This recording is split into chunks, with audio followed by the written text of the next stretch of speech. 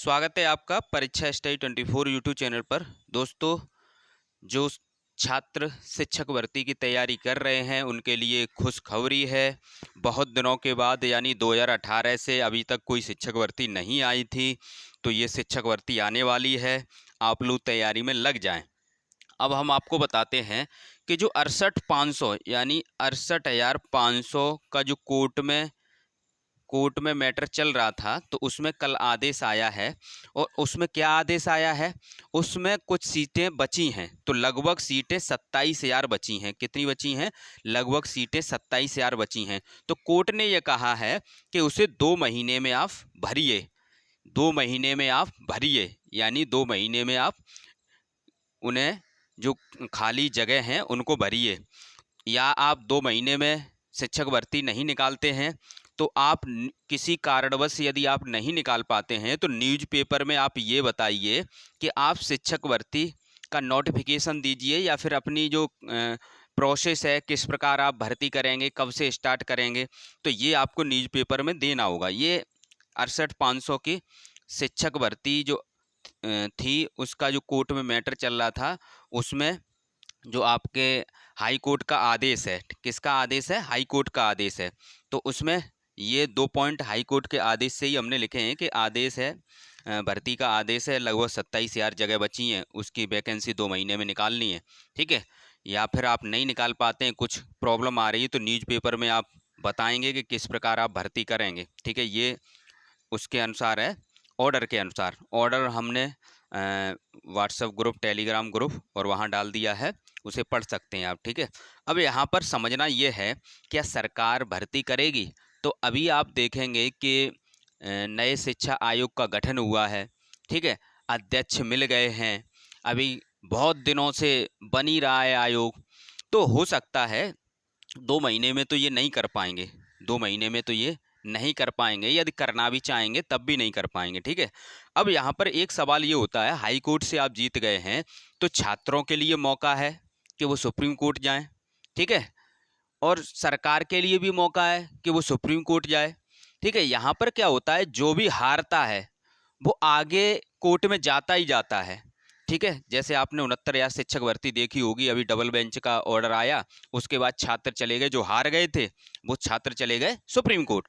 तो इसी प्रकार हो सकता है कि छात्र जो हारे हैं, क्योंकि छात्र की डिमांड ये थी कि उसमें जो छात्र थे, ठीक है, 68,500 में जो छात्र थे, वो कोर्ट में गए थे कि इसमें क्या करें कि कट ऑफ नीचे करके हम लोगों को भर लिया जाए। लेकिन कोर्ट ने ये कहा कि नहीं, कट ऑफ नीचे करके नहीं भरे जाएंगे, नई भर्ती निकलेगी। ठीक है। तो जो इसका मतलब ये छात्र हार गए, तो हो सकता है छात्र सुप्रीम कोर्ट जाए।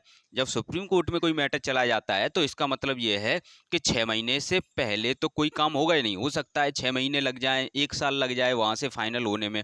ठीक है। तो अभी 2 महीने में हो जाए, ये कोई कन्फर्म नहीं है। ठीक है। और सरकार भी इतनी जल्दी नहीं करेगी। अगर करना भी चाहेगी तो हम ये कह सकते हैं, लगभग अगर सरकार करना भी चाहेगी, ठीक है, करना भी चाहेगी, तो हम कह सकते हैं लगभग, ये एक्यूरेट नहीं है, हमारे अनुमान के अनुसार है कि लगभग 6 मंथ तो लग जाएंगे। कितने? 6 महीने। ठीक है।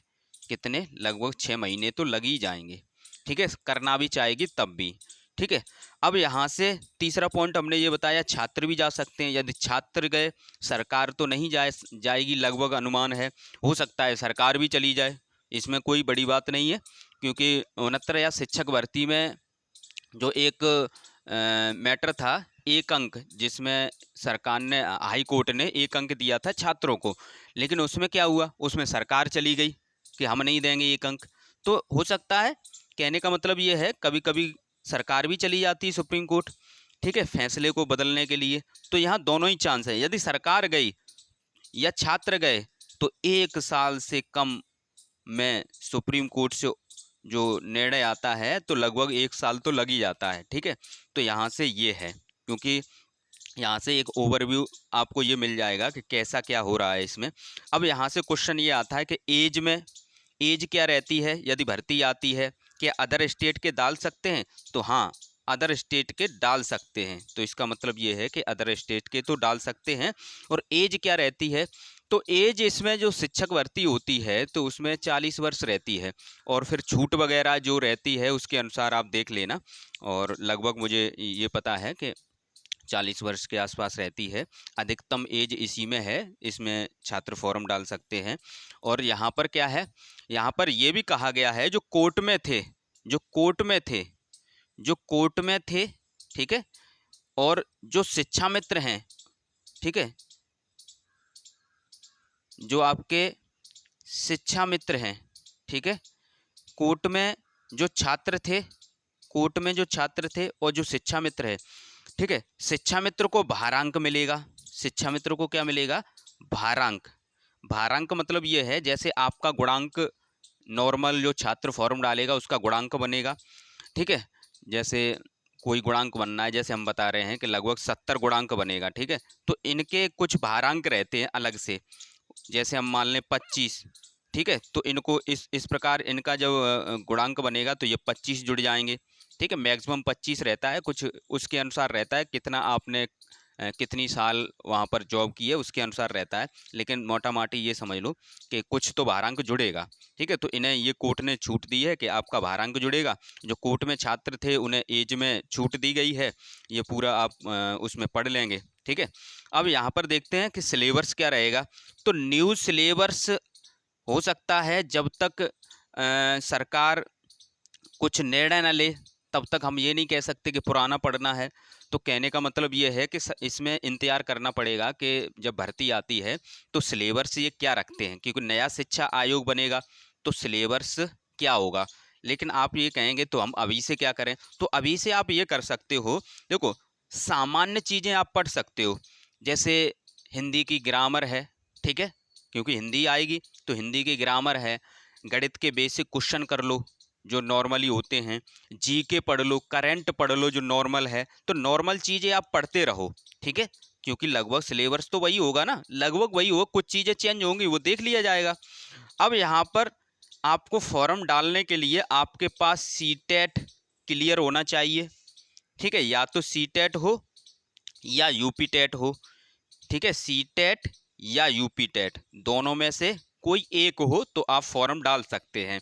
इससे पहले, इससे पहले, ठीक है, इससे पहले आपको क्या होना चाहिए, बीटीसी, सॉरी बीटीसी को ही डीएलएड कहते हैं, क्या होना चाहिए, DELED, ठीक है, बीएड तो मान्य नहीं है, सुप्रीम कोर्ट के आदेश के अनुसार बीएड मान्य नहीं है, डीएलएड है, ठीक है।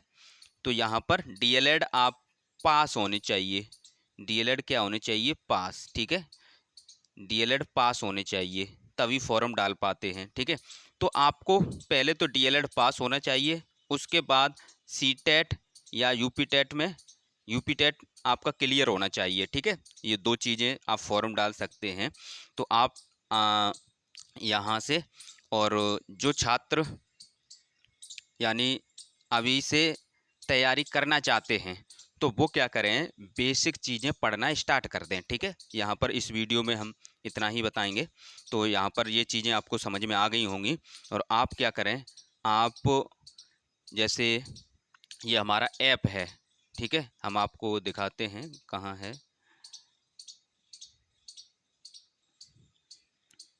यहाँ पर ये ऐप है, तो ये ऐप है, तो यहाँ पर प्ले स्टोर से आप डाउनलोड कर सकते हैं, ठीक है। इस पे हम आपको क्या है कि जो सिलेबस है आएगा नया वो डाल देंगे, या फिर कुछ और चीज़ें इंपॉर्टेंट वो डाल देंगे। तो ये सिलेबस वगैरह या और कोई सूचना हुई पीडीएफ रूप में तो ऐप पर हम डाल देंगे, ठीक है। तो ये चीज़ें आपको कहाँ से मिलेंगी, तो एक जगह मिल जाएंगी, और भी कोई इंपॉर्टेंट नोट्स डाल लें तो यहाँ पर हम आपको डाल देंगे।